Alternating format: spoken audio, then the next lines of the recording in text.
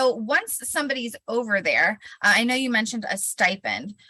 What does that look like? Mhm. People who are in the Netherlands, they'll receive a stipend of up to $1,500 per month, and that is largely to cover your rent, your groceries, and your transportation costs. I think this cost of living does vary for the most part in the Netherlands, but this stipend really is to provide you with your needs. If you want to go to England for a weekend or something, that's not something that the stipend will really help cover. So it's urged that you do save money.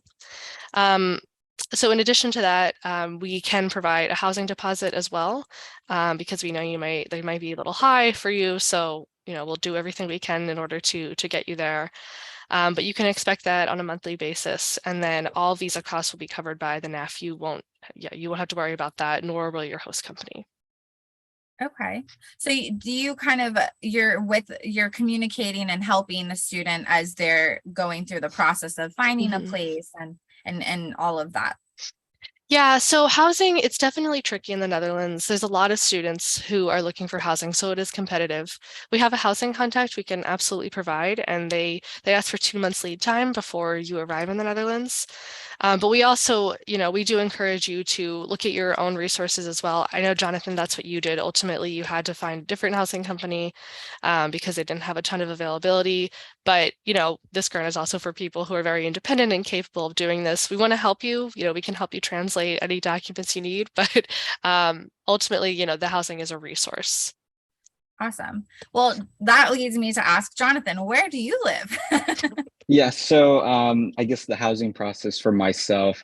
It makes it a lot easier if you are a student rather than a recent graduate. So the housing partnership through the NAF, they do definitely help with that. There are a bunch of student housing within the Netherlands to where it's easily applicable, and they do a lottery system if you are a student. So since I just graduated, I was no longer a student. I couldn't apply for that. So during the time, through the housing partnership of the NAF, I was reaching out. We were having back and forth communication, and the timeline just didn't really line up with my own to get into the Netherlands during that time. So I was using other third-party websites, and I eventually found a housing. But it took me about a month. So, one definitely needs to look ahead of time. And it's good, but I live in Nijmegen, which is about an hour and a half south of Amsterdam. And so they say it's the oldest city in the Netherlands, and it's a really beautiful city.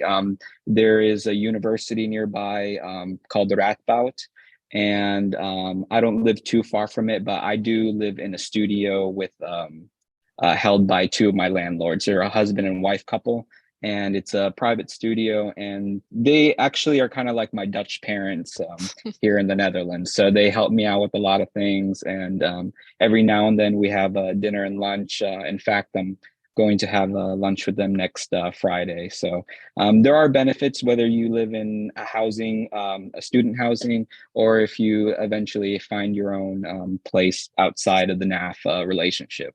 So it actually went to be very beneficial, and I appreciate it. The people here are very friendly. So.